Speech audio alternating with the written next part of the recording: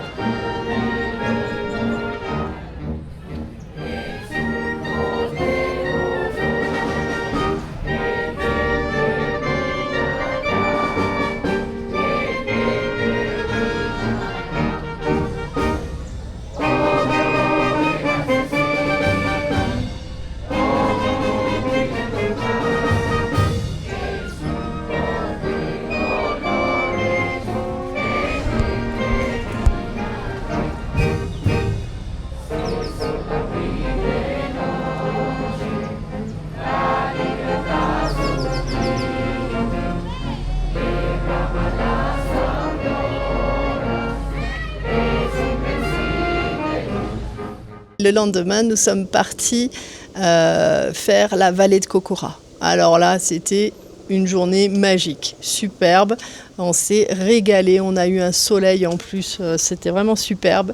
On est parti le matin en Willys, ils appellent ça des Jeep Willys. En fait, on s'agglutine dans des voitures super colorées. Il y a même des personnes qui sont à l'arrière debout pour en rentrer un maximum. 12, 13, ah oui. Et 14, la personne qui est là-bas derrière. On est 14 dans la voiture. On est 14 dans cette voiture. 13 ou 14, 13 ou 14. Et dans la voiture retour qui était aussi une Willys, on était encore plus nombreux parce qu'il y avait des enfants, du coup on entassait les enfants dessus en plus. Bon bref, c'était folklorique. Tout ça pour aller à la vallée de Cocora. On est arrivé là-bas, on a fait une magnifique randonnée à pied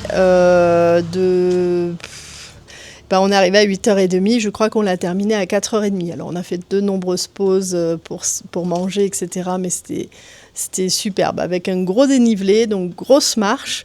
Je crois qu'elle est notée modérée à difficile parce qu'on a fait la grande boucle. Par contre, si les gens qui font que la petite boucle, elle est tout à fait accessible à n'importe qui. Mais voilà, en tout cas, nous, on s'est régalés. Et on a vu dans la première partie les palmiers de cire. Alors là, superbe, des palmiers d'une hauteur de 65 mètres qui montent.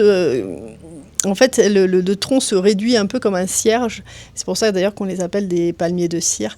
C'était superbe. On est monté petit à petit dans la forêt, ce qu'ils appellent la forêt de nuages. Nous avons terminé la partie palmiers de cire. Et on continue en direction d'une finca. Et après, on ira vers un endroit où il y a plein de colibris. Donc, nous sommes au milieu de la forêt tropicale de montagne, ce qu'ils appellent donc la forêt de nuages. Et ça grimpe. Ça grimpe en altitude, je sais pas... Autour des 3000 mètres. On est un peu en dessous, je crois 2008. Mais on sent qu'au niveau de l'oxygène, c'est un peu plus dur. Alors, on a pas mal au crâne, on a pas le mal des montagnes. Mais on voit qu'il faut qu'on s'adapte à l'altitude quand même. Donc, On est arrivé jusqu'à un endroit où il y avait une finca. On a pu boire un petit coup, un petit chocolat chaud et se restaurer, récupérer de la bonne montée qu'on avait faite. Ça nous a fait du bien. Et puis après, on a continué dans la partie pour voir les colibris. C'était un autre passage. C'était superbe là. Ange s'est régalé. Il a même réussi à avoir un colibri sur la main. C'était superbe. Et puis après, on a continué. Et on a fini la randonnée par la partie basse vers la rivière.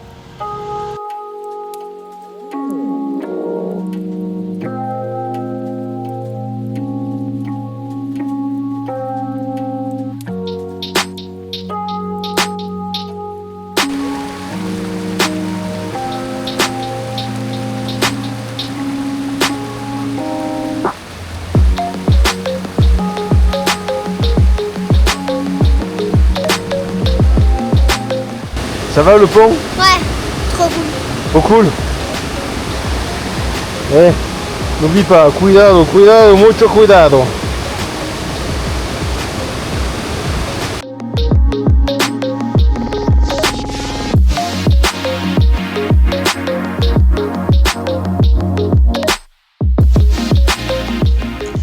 Après, on est rentré, on a repris une Willis. Alors là, Charles est passé à l'arrière, puisqu'en fait, on était un peu trop nombreux dans cette Willis. Du coup, il est passé à l'arrière. Vu qu'on était super fatigués de la longue randonnée, parce qu'on a bien dû faire 16 km à pied, facile. Je pense que voilà, c'était pas facile pour lui de tenir debout pendant 35 minutes de Willis pour retourner jusqu'à Salento. Mais voilà, c'était folklorique en tous les cas. Et puis, on est arrivé à Salento. On s'est posé un petit peu dans un parc. Et là, Ange a vu des petits Colombiens qui étaient en train de faire un foot. Et vu qu'ils commencent à être en manque de relations sociales avec les enfants, et ben, il a eu envie d'aller jouer au foot avec eux. Et les petits Colombiens ont été super gentils parce qu'ils lui ont dit oui tout de suite. Et ils se sont amusés comme si en fait il était colombien. Et ça, c'était vraiment chouette. À se faire des checks quand il réussissait des passes, c'était vraiment beau à voir, c'était vraiment superbe. Après une nuit de repos bien méritée, nous partons à la découverte d'une finca de café. À la découverte de la production du café, de la plantation de la graine jusqu'à la torréfaction et même jusqu'à la tasse. Alors pour s'y rendre, encore une petite marche, tranquillou cette fois-ci, que 4 km. Et nous arrivons dans cette finca où on nous explique comment le café est planté, produit, qu'il n'y a pas forcément de variété de prédilection, que chacun peut faire un petit peu ce qu'il veut, que les cours mondiaux influencent la rentabilité des fincas et qu'ils ouvraient au tourisme justement pour être plus rentables. Bref, nous plantons une petite graine de café à côté d'autres petites graines déjà germées. Ce sera nos futurs caféiers. Ensuite, nous partons à la récolte des cerises de café. Là, c'est du café. Après la récolte, le café doit être rapidement débarrassé de toute sa pulpe. Donc pour ça, on passe les grains, les cerises dans une espèce de laminoir qui arrache la pulpe et sépare la pulpe du grain de café. Le café est ensuite mis à fermenter et sécher sur de grandes plaques avant d'être débarrassé de sa pellicule. Donc il est un petit peu comme, comment dire, écossais. Donc il y a une pellicule qui s'enlève par-dessus le grain de café. Le grain de café peut ensuite être torréfié.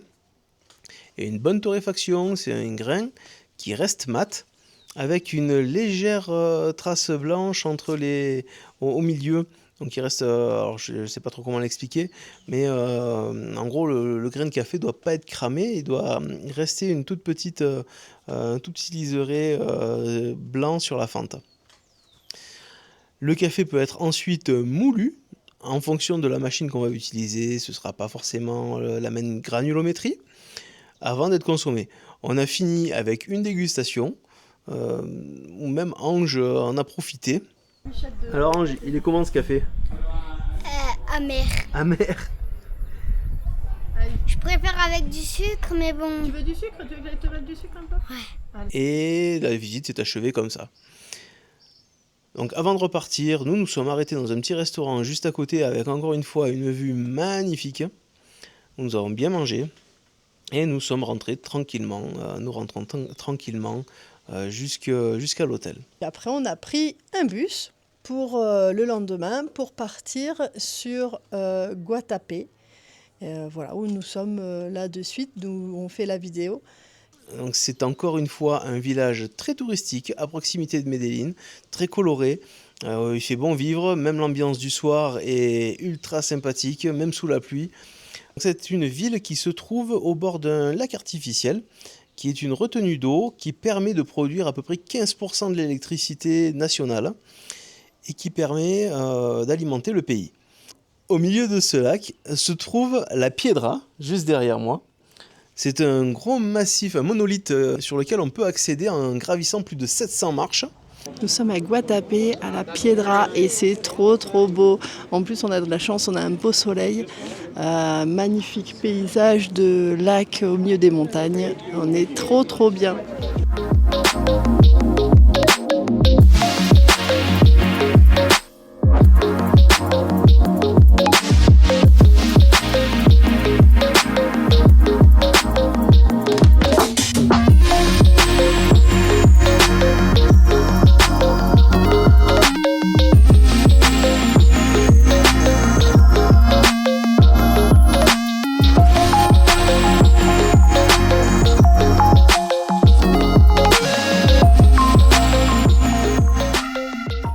En redescendant ce magnifique point de vue, on se dit que ce serait vachement sympa de visiter d'en bas directement depuis le lac. Et là, nous prenons un bateau et nous partons à la découverte du lac. Alors, on ne s'attendait pas du tout à avoir de si magnifiques villas. C'est un petit peu le Saint-Tropez d'ici, quoi. Des villas habitées, enfin habitées, on ne sait pas trop, mais des villas de footballeurs, des villas d'acteurs, d'actrices. Les anciennes villas d'Escobar, d'ailleurs il y a même son île, donc Escobar, hein, le grand mafieux du trafic de drogue, du cartel de Medellín. Donc on a même vu sa maison qui a été bombardée par le cartel de Cali. En plus on a pris un bateau rapide où il y avait même des sensations alors qu'on n'était même pas sur la mer. C'était juste génial, quoi. Nous avons profité du soleil pour flâner en ville. Nous voyons des bas-reliefs avec des illustrations, des magasins, des activités qui se trouvent dans les magasins. C'est juste génial, quoi. On ne s'attendait pas à ça. En fait, on s'attend un petit peu pas à grand-chose. On a vraiment envie de prendre le temps de découvrir, de voir des choses et d'être émerveillé. Nous voici au jardin botanique de Medellín. C'est un endroit très reposant. Les gens viennent avec leur tapis de yoga pour se détendre. C'est vraiment très mignon. Il y a les iguanes en liberté. On a vu des écureuils tout à l'heure. C'était super mignon. Des petites plantes carnivores. Un endroit très reposant. Voilà, donc on passe un agréable moment. Pour finir un petit peu, la dernière fois, on vous a laissé, on était à Guatapé. Donc, suite à la vidéo qu'on a faite, le soir on est sorti et on a vraiment profité de la soirée parce qu'il y avait une fête. C'était la fête en fait des gens qui font les peintures sur les bas-reliefs. C'est ça, sur les bas-reliefs, sur les façades. Donc après on a pris le bus, on est revenu sur Medellín et on a visité la Comuna 13. Tu nous dis un peu plus, Charles ? Alors la Comuna 13, c'est un quartier qui a été construit dans les années 70-80 par des gens qui ont été expulsés de leur village à cause des différentes tensions et violences qu'il pouvait y avoir. Et ce quartier s'est construit de façon totalement anarchique.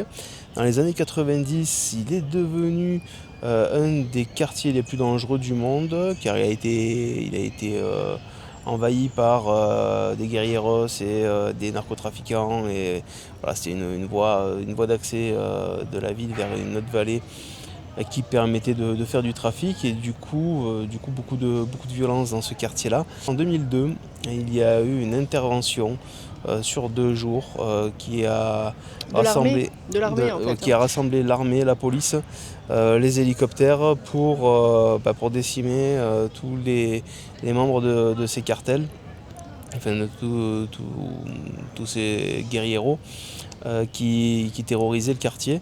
Et depuis 2002... Je vais peut-être apporter juste une petite précision. Donc effectivement, l'armée a intervenu, c'est une date importante pour eux, et a effectivement tué les narcotrafiquants, mais il faut préciser que malheureusement, ils n'ont pas tué que les narcotrafiquants, et que quand même beaucoup de personnes habitant dans le village ont été décimées. Il y a eu, ça a été quand même un massacre, on peut le dire, oui. Pas que de méchants, malheureusement, de locaux, et voilà, le quartier a été très meurtri, ouais, c'est le terme. Et depuis 2002, le gouvernement et les jeunes du quartier mettent tout en œuvre par l'art pour manifester sans violence et pour développer le quartier. Aujourd'hui, c'est un quartier ultra touristique, très très bruyant, très animé et très visité. Ouais, le gouvernement a donné quand même beaucoup de fonds aussi à ces jeunes pour justement qu'ils puissent développer le street art, qu'ils puissent développer le hip-hop, qu'ils puissent développer les sculptures, de la musique, des créations aussi. Et également pour installer des escalators pour que les papys qui étaient beaucoup plus haut dans le quartier, qui n'étaient jamais descendus du quartier parce qu'il y avait tellement de marches d'escalier qu'ils ne pouvaient pas, puissent accéder en fait au reste de la ville de Medellín. Et en tout cas, nous, c'est ce qu'on a compris. On espère vous retranscrire correctement ce que l'on a compris et ne pas dire de bêtises. Ce quartier est quand même assez fantastique. Il est ultra joyeux, ultra gai, de bonne humeur.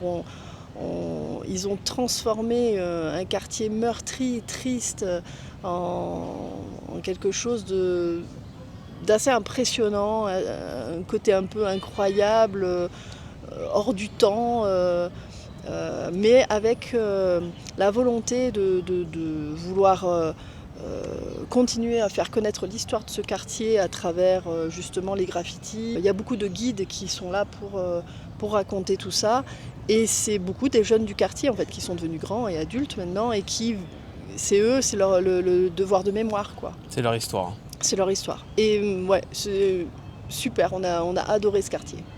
C'était génial.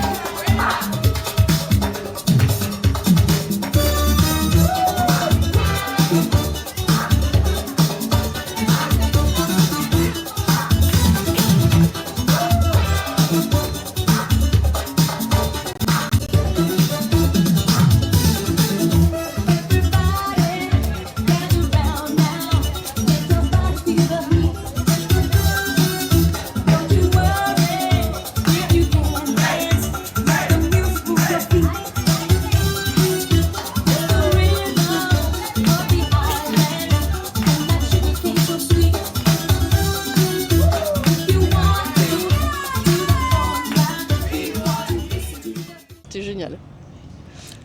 Et maintenant, nous allons nous diriger vers l'aquarium, le plus grand aquarium d'eau douce d'Amérique du Sud. Ouais.